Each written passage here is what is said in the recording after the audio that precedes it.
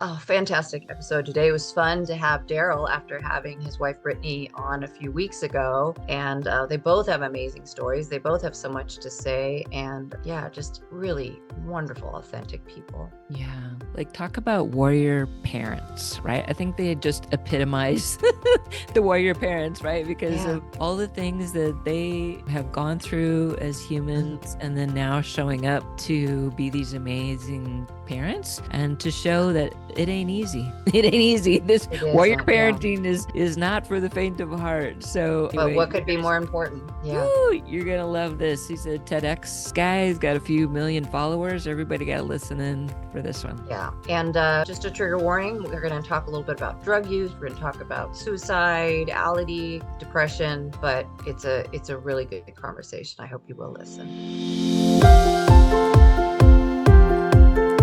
The world is a lot right now. Are you feeling it? We all need new tools to help us walk through the chaos with grace, ease, and compassion for each other and for ourselves. In this podcast, you'll hear from parents, educators, and other experts who can bring perspective to the monumental job of parenting. It's time to level up and be warriors for our kids and our communities. This is the Warrior Parent Podcast. I'm Marcy Mitchell. And I'm Debbie DeMano. As parents, we understand that it really does take a village to raise our kids. We hope that this podcast serves to create and support that community for you. Join us as we discuss and practice our core tools, which are proven mind-body techniques that can be used by anyone to improve your life on a daily basis. Welcome back to the Warrior Parent Podcast. So glad you're joining us today, as always.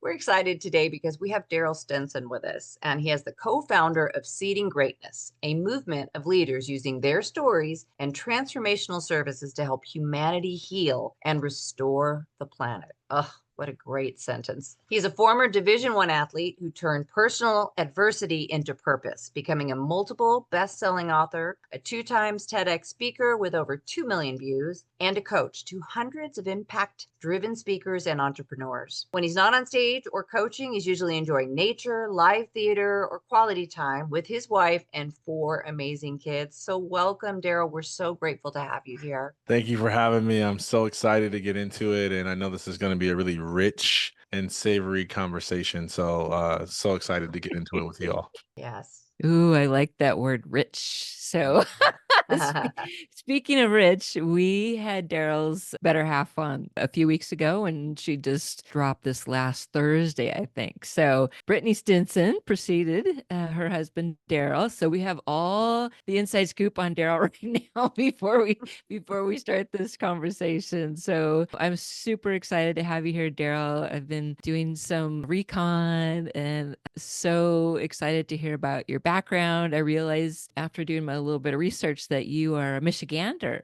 originally. Also, my husband's a Michigander, so nice. I know all about what's going on. Where at Michigan? Livonia. Oh, okay. My dad used to work in Livonia at the prison. Yeah, so I lived in Livonia for like you did? a couple months. Yeah, like 6 months or something. Yeah, see, we're probably almost related or something. I don't know. You never know. You never know. I wouldn't be surprised. Well, you'd remember her husband if you'd met him. Yeah, I'm gonna hook the two makes of you an impact. Hook the two of you up for sure. But meanwhile, you've got so much to share with us. So give us a little background. First of all, give us your story and how you came to be Darryll Stinson motivational speaker. Yeah, man, it's so funny. There's always 2 ways I could tell the story. Like it's this version that's like I didn't know who I was, and I changed everything. And there's also this version that's like, no, I knew deep down inside that I had these talents, these gifts. I just was afraid to use them. I was afraid to be seen. You know, they say that our deepest fear is not that we are inadequate, but that we are powerful beyond measure. It is our light, not our darkness that frightens us. And so, you know, that was my reality growing up. I was a smart, brilliant kid. I knew that I was destined for great exploits in the world. It was evident from my family, from my community, from the universal signs I was receiving. And it did make me popular. It made me teased. It made me taunted. It made me bullied. It caused a lot of friction in my life. And so, I changed everything about myself to fit in with other people. I Yes. changed my authentic laugh. I changed the Wow. music I listened to predominantly because I was being teased for being a black kid that quote unquote talks and acts white. And so, Mm, these deep rooted insecurities were causing me to project and become a version of myself that everyone else liked. But Yes. the more that they liked this, street thug I was becoming, and this person that's a womanizer, and just like all the things that I thought made me popular, and it did, was making me develop more self-hatred on the inside, yeah. because I knew I wasn't being myself, and that like I was selling them a false story, Yeah. So I just felt like I was living this big, people talk about imposter syndrome. Like I was like just Yes. imposter. It Yeah. wasn't a syndrome. Poster Yeah. child. Yeah. Yeah. Yeah. That's what Yeah. Brene Brown calls hustling for your worth, like Oh my trying to gosh. find your value in other Yeah. people and Hustling for your worth, such a good. hustling through for your worth. Yeah. Yeah, I love that. I love that. So Yeah. you get it, spot on. And so, I say all that to say, just like, there was so much of my middle school and high school years where this was basically the duality that was going on in my life. It was like Mhm. this external popularity through, being this street thug, this life of the party guy, and then, Yeah. increasingly becoming a highly recruited athlete, while Mm. inwardly feeling disconnected from myself, feeling like Mhm. hate, like developing self-hatred because of knowing I'm not showing up authentically, and ultimately just like feeling like I'm losing sight of myself as I get further and further away from, stretching those muscles of who I really am. Yeah. So, ended up getting highly recruited, and all throughout the US. I was ranked, 79th in the nation in football, and I was ranked, I don't know, somewhere in between 80 and 100 in basketball. And so Mm. I had a lot of talk, all the top 100 athletes all go pro. And so it's like just a matter of where I was going to go, NBA, NFL. So I went to Central Michigan University on a full ride scholarship originally to play both football and basketball. Wow. But I was on a football scholarship, and they thought they were going to redshirt me my freshman year, but they actually ended up playing me my freshman year. And then they said, Yeah. "We don't want you to get hurt playing basketball." So I never played basketball in college. It's like a big sad story. From Michigan, Draymond Green was number 1 in our state, and I was number 3. We played each other preseason. We tied Oh, in points. It's like we were supposed to face each other in the state. So, well, there's a Marcy's not a baller, but I know who you're talking about. totally, Yeah. Marcy totally. going, I have no idea You who get that I'm it. is. You get following it. the story, but I'm yeah, with Debbie you. was a You get it. basketball coach, so she's So just imagine being that close to yeah. a dream career, millions of dollars, But I Yes. remember a mentor of mine told me, he said, "Darryll, the worst thing in life is not to be a failure." He says, "The worst thing in life is to succeed at something you were never called to do." Mm. And Wow. I was trying to That's profound. succeed at something I wasn't called to do. Mm. And it was great. I was good at it. I had the athletic talent. Everyone was like, why not? It financially made sense. But Yeah. I was deep down this guy that you're talking to right now. I was a communicator, I was expressive, but that version of myself was cut off from this version of myself. And so I wasn't a vocal leader. I didn't speak up. I was somebody street thug. And so long story short, I ended up having an injury in the middle of my freshman year in college. And that injury sent me into a battle of depression, and I had back surgery, a double laminectomy back surgery, which basically means that they shaved a part of my disc off of a pinched nerve and sewed me back up. It's a relatively simple surgery, but it's still serious because it's spinal. Yeah. And they did the surgery, and they said, "Hey, you're a freshman. You got a full ride scholarship. Coaches said we value your leadership. Dude, you got a golden ticket. You can focus on your education, and we still want you to come around football whenever you want." Win-win. But they didn't understand that this sports was how I got worth. It was how I got, you said hustling for your worth, like Brene Brown. It was how I got that. It was all I knew. It was the facade that was keeping my act together. So I couldn't let it go. And I just begged them to let me come back and play. And so I actually ended up playing for 2 years as a starter, defensive end on a Division I football program, because I got addicted to opioids. And those opioids helped me to numb the physical pain to continue to play the game of football. And eventually that didn't do it. And so I did more opioids, and then I manipulated the healthcare system, got multiple epidural shots in my back. Athletic team couldn't cover the cost of my healthcare expenses because it would make them liable for my injury or death should it happen on the field. And so I paid for this out of pocket. Now, Marcy, Debbie, I don't know if you've ever seen a medical bill or not. I worked in medicine for 30 some years. Okay. Yes, I'm So well aware. you know it ain't cheap. No, Not America. it's stupid. Yeah, it's just Yeah. stupid. So I'm in Yeah. college and I'm getting these enormous medical bills for epidural injections and x-rays and MRIs and specialty appointments and all of these nerve ending killings and the different stem cell treatments I was trying. And so I'm paying for it out of pocket, and the way that I'm doing that is because I started selling more drugs throughout the state of Wow. Michigan. So just imagine being in college, playing Division I football on a scholarship, being enrolled in school, and then selling drugs in the in-between time and refilling an hour away, where I would go refill my supply and then distribute it, primarily through the campus, but throughout the state of Michigan. And so my life was chaotic. I didn't sleep. I was high all the time, but I was a high functioning addict. I was highly successful. I was smart enough to get, B minus and C pluses in school because I knew multiple choice. And I was charismatic enough to say, hey, how you doing? I'm fine. And so it looked like I was fine, but internally I was failing. Yeah. And I was failing fast. And so, long story short, I was taking so many of these opioids that they were thinning my blood. And every time I made contact on the football field during practices or games, the coaches would see that something was wrong. So they kicked me off the team. And I was really forced to face the fact that I didn't know who I was without this sport. And I went from 275 pounds to 219 pounds in 4 weeks. I attempted to end my life in multiple ways. And thank God I ended up in the psychiatric unit in Detroit, Michigan, Henry Ford Health Systems. And it was there I found out about Christ. I found out about self-care, and it gave me hope, light, and tools to rebuild my life from the inside out. And I left that place like Clark Kent becomes Superman. I hadn't felt hope in years, and I did. And so I was like, I'm going to chase all this purpose that I've been running from. It's Wow. remarkable.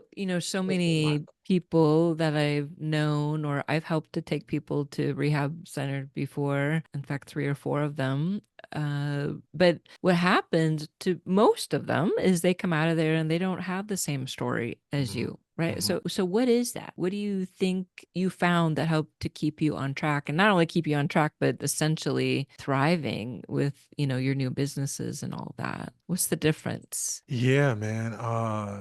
It's the two things I mentioned. It's funny. I said I found Christ and I found self-care, and it's both.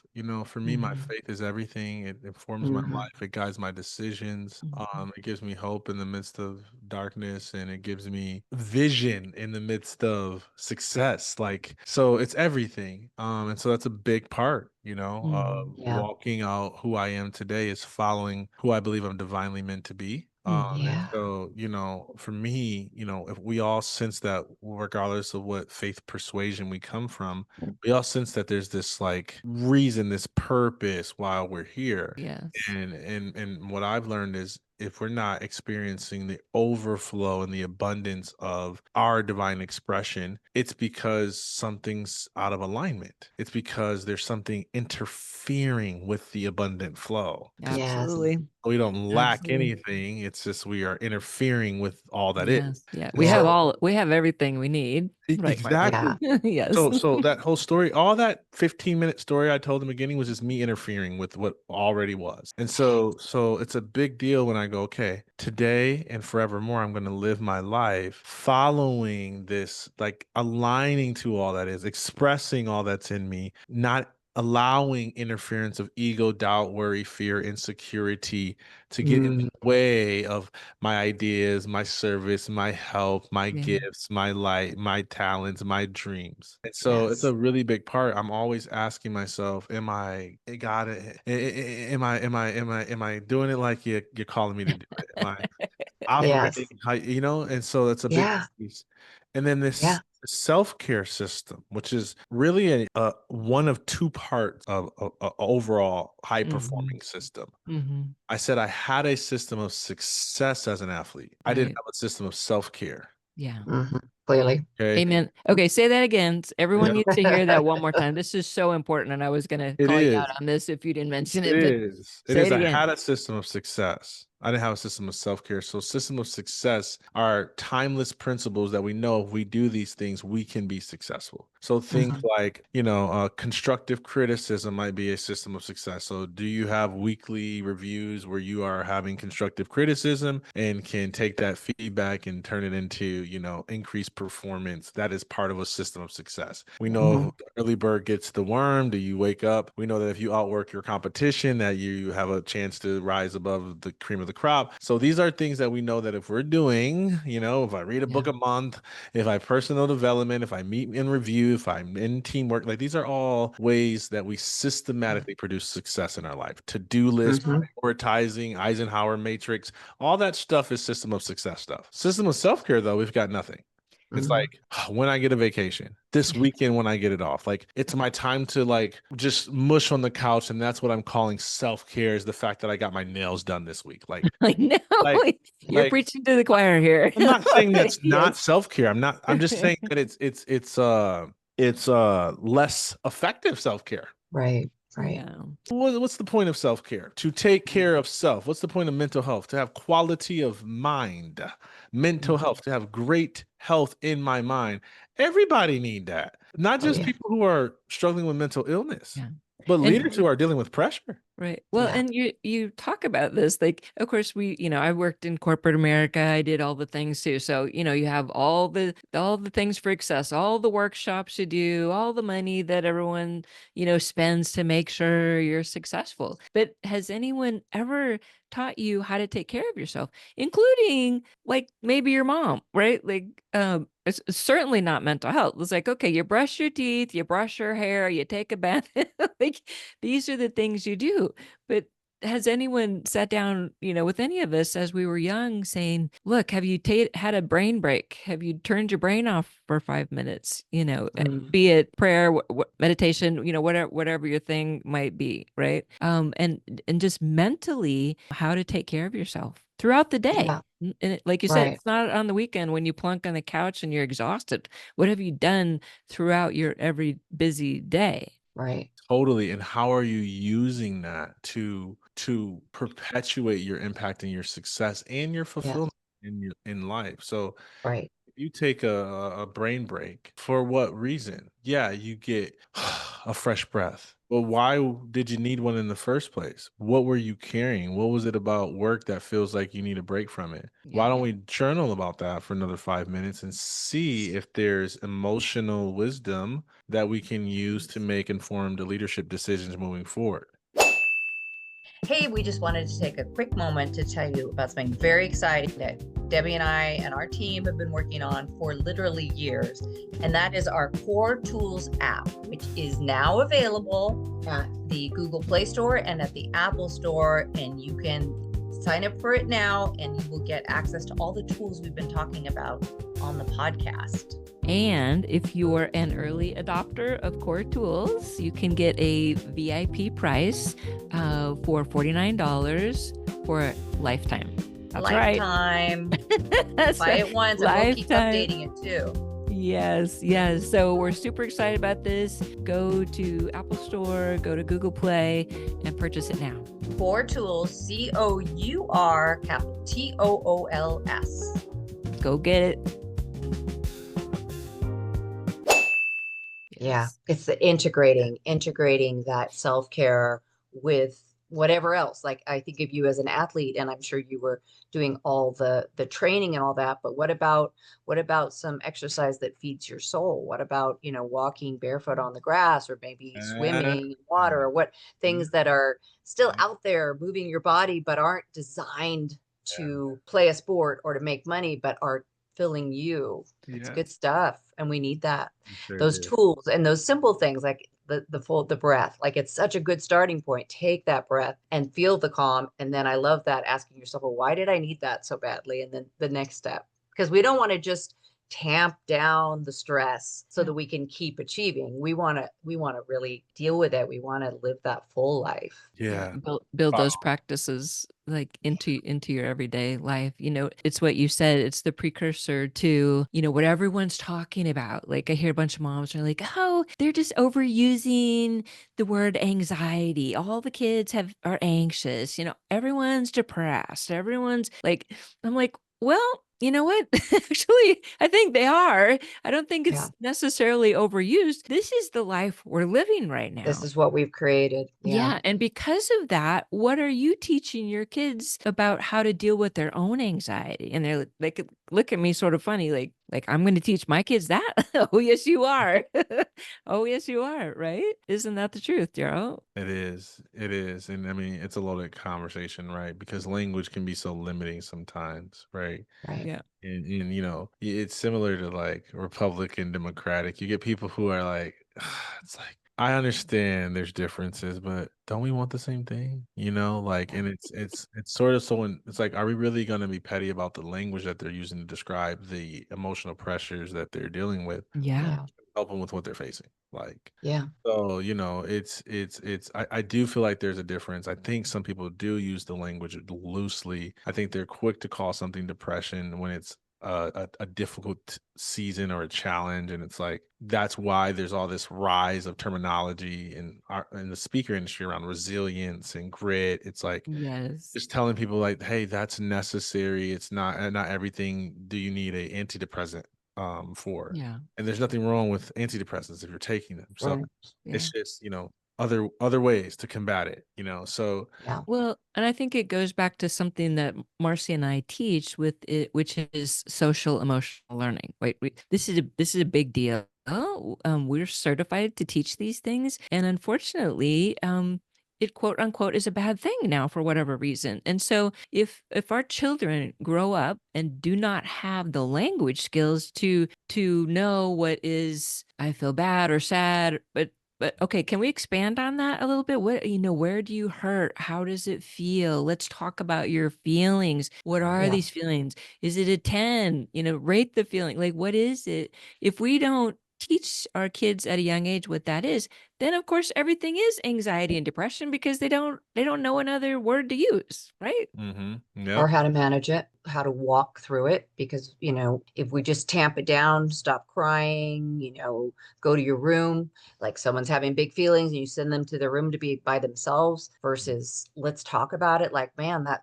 you look really sad right now, or that must have really upset you. Or one of the ones I love that I've learned from this gentle parenting, and I'm past that myself. I hope to use it on grandkids someday. But like when you see a little toddler or something push down another toddler or hurt another toddler at the playground, going to the injured child instead of right to your child to reprimand, going to the other one and saying, "Oh, that looks like it hurts. Are you okay?" And showing empathy to that child so that your child is watching that and they're pulled into this.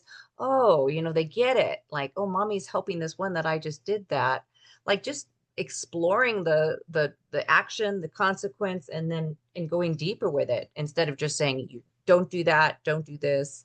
It's it's a revelation the way parents are parenting now, which the gentle parenting, which I just love it. I wish I had those skills, but I love that's coming into use now. Me too. Me Yeah. too. Yeah. You said something earlier that I kind of want to follow up on in your introduction. You were talking about when you were little and that you knew these things about yourself and that you had this belief in yourself and that you knew you were meant to do these amazing things. And you talked about universal messages, and that is so beautiful. I would love to hear more about what did that look like for you as a kid. How was that? How were you feeling that? And what was it showing up like? That's funny. How honest you want me to be? You be as Put it honest out as there. you want. Yes, you're not going to scare anyone here. Let me tell you that. I used to go to church a lot when I was younger. My grandma used to make us. It was so annoying. It was like one of those old Baptist church, and we used to be at church like 5, 6 o'clock. We're still here. And my grandma was eating all the food, so she cooked dinner for the members after church, and then we sermon service, and they would always do this altar call where at the end you go up there, and if you want to put your faith in Christ, you walk up there, and so one day, I don't know why I can't I can't remember. I was 9 years old, and I went by myself. I Mm, can't remember why I was there. I wasn't like going through anything per se. I was just like in routine. Like I'm just gonna go because I'm up, and like everybody's like getting out of bed all slow. And so I go, and sure enough, Grandma's like, "Don't you go up there unless you hear God." And I feel like I heard God, and I walked up to the front, and I promise you, I couldn't remember not one step I took to get to that front row because I had a full vision. I saw myself in front of a sea full of people, mm, and I felt like this impression that God was like, "This is the level of influence I'm calling you to." I was 9 years old. yeah. Wow. I was wrestling with my identity. It scared the Mm. crap out of me. Yeah. But I followed it for a bit. I went like all in. I joined the deacon board, the choir. I was going to, I was at church like 6, 7 days a week, you know, Mm, doing practices and rehearsals and all this stuff, and getting called Bible thumper and all this stuff. And somewhere about 7th grade, I just kind of stopped going and stopped mm, kind of chasing it, and just, then I start saying it's not real. So then I start questioning. And here's the problem. Once you see, you can't unsee. Once you hear, you Mm. can't unhear. mhm, And the whole time I was selling drugs, the whole time I was at the club, I kept hearing this whisper. Remember that vision? I'm supposed to be leading. mm, And sometimes it didn't even come as a whisper. Sometimes it came through a human, like my mm, principal when I went to high school. And the first day of high school, she told me that I was going to be the leader of the class of 2008. Wow. And I told her, "Do you know that I'm full on high right now?" You got the wrong guy. You got the wrong guy. yeah. Deep down inside, my heart was doing somersaults. Yeah. My stomach was in knots. I knew it. I knew she was right. I knew it was God talking to me through her. So you just Mhm. told me to describe my relationship. My relationship was just like staying busy enough, staying high enough, Mhm, staying distracted enough to yeah. ignore Yeah. Yeah. this tug that was going on. And that is not unique to me. I Yeah. see that for a lot of people. Mm. There's Yeah. probably Goes back to that Marianne Williamson quote it that you said. is. There's Yeah. always something in their heart. Yeah. Always something beckoning in us. There's always something knocking, knock, knock. Yeah. But we're Yeah. just busy. Yeah. Oh, I It will one day. Yeah, it's that Yeah. being still long enough, right? Just to get people to understand that concept of to just be still and to be quiet and figure out a way for them to do that, to get out in nature. Whatever it is their thing. Is it art? Is it music? Yeah. Whatever it is, you got to figure out how how to get there so that you can listen, because without being still long enough, there's no way to hear the Mm, messages that you're receiving, right? so good. Totally. Spot on. Yeah. And there's a journey that we're meant to walk. So, we can look back and say, oh, your 9-year-old self, like you were so tuned in. And I don't know, everyone's journey is different. Maybe there's going to be someone who's going to get that at 9 and they're going to walk it straight and never have any. But most of us are here to learn some stuff, to screw up, to fall down, to get back up, to say, oh, I get that, and lift others. And then, I mean, that's just part of our journey. And I so, it is one of the freaking most hardest things to talk about because yeah. it's I agree with you. Like no journey's supposed to be perfect. And then I look and I'm like, I got 4 kids and fifth on the way, by the way. Oh, she Yay! didn't tell us that. Congratulations. She didn't tell us that. Oh my goodness. Yay. That's That's so wonderful. awesome.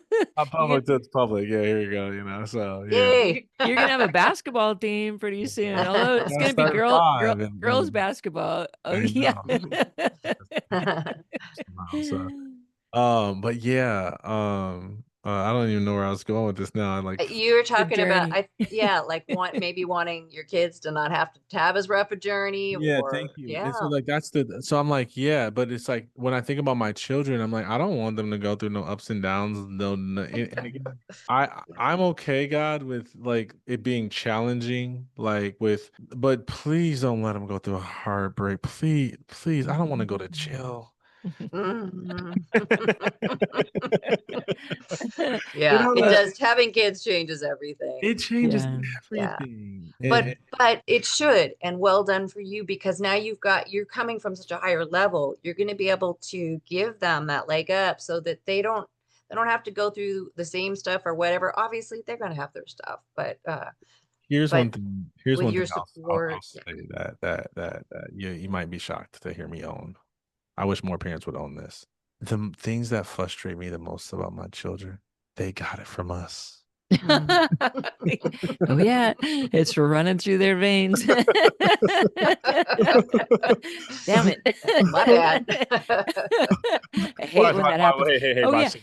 And Watch that's this. just So the other day I come in the house and I'm like, I'm like, I got so much I want to talk about. You know, I went and talked to people. I changed the world. I come back from this. I'm like ready to talk. And my oldest daughter, who's a lot like me, unfortunately, is talking and just like da da da da da did updates and da da da. She's got this friend's party and this person da da da. I'm like, all right, I'm trying to talk, Ava. Hey, please stop talking so that I can. Oh boy. You How got old some is she? At her for what I was getting ready to do. 10 minutes later, she's like, "Are you? Can I finish talking now?" You know, I'm talking now.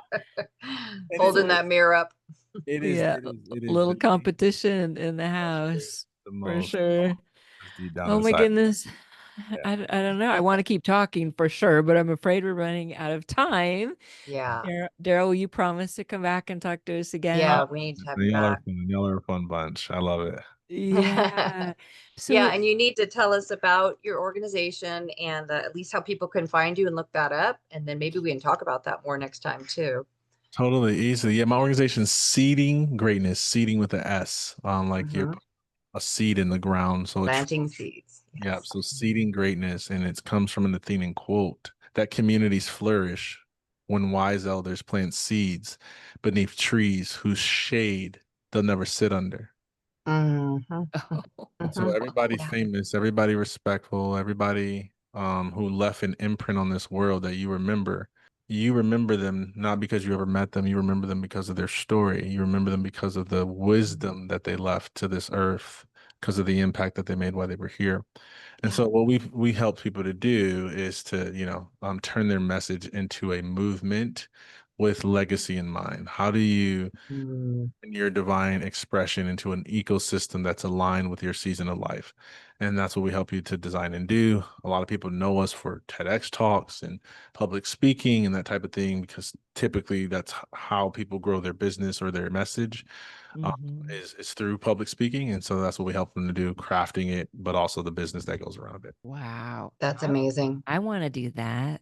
We got events, retreats, Oh, that all sounds kinds of stuff. awesome. I got a It big story. does. I got a big story. It's got a big story. Yeah.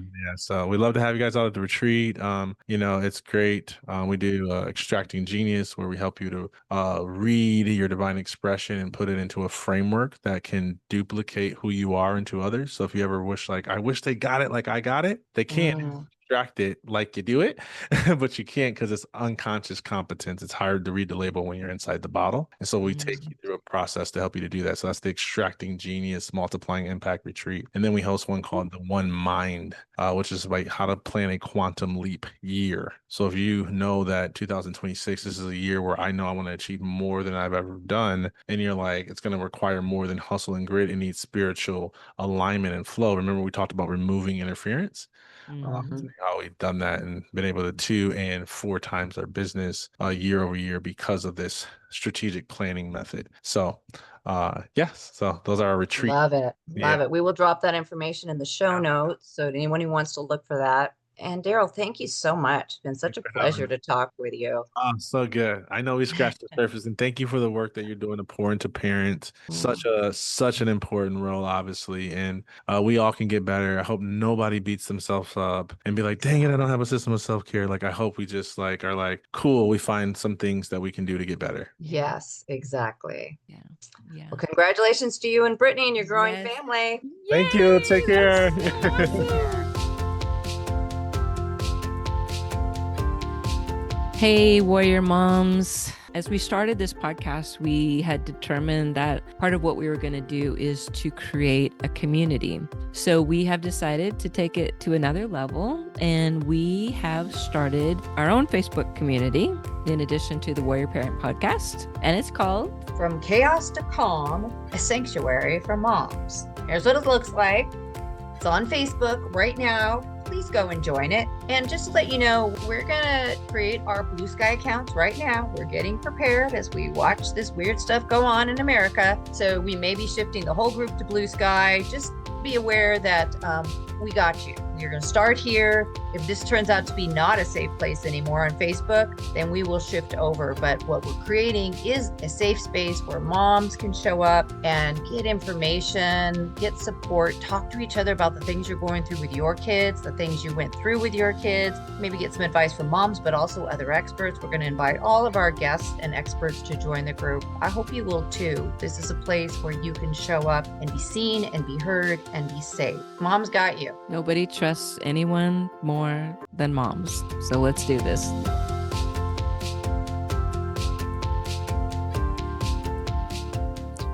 And now for your core mental health break. This is your opportunity to take a moment to support your mental wellness, your peace of mind, your own ease and grace. Take some time every day to support your mental health.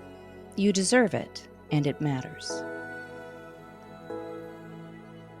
Today's journaling prompt is a good one, and it is, I am so grateful for. Gratitude is a practice that will magnetize that which we want and bring more of it to us.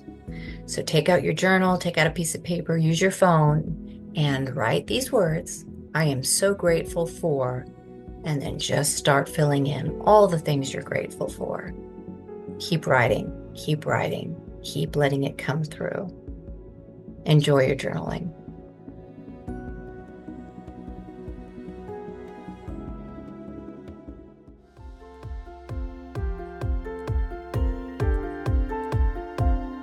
Thanks for listening to the Warrior Parent Podcast, which is a production of our nonprofit, Cour Experience, who also creates and distributes Cour tools.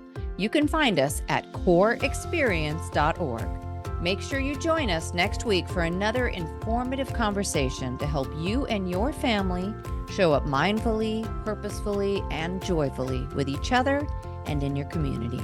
Our Core Tools platform consists of a number of proven tools and techniques that are designed to reduce stress, anxiety, and overwhelm in spite of what's going on in your world. We want to thank Samuel Hale, LLC, for sponsoring this podcast. Technical and marketing support comes from Inspire Your Brand. Our podcast editor is Justin Beeden. Opinions expressed by guests do not necessarily reflect those of the hosts, the producers, or the financial supporters. I'm Debbie DeMano. And I'm Marcy Mitchell. Thanks for listening. If you resonate with the idea of creating a community to help support kids and families, won't you join us by following the podcast and sharing this episode?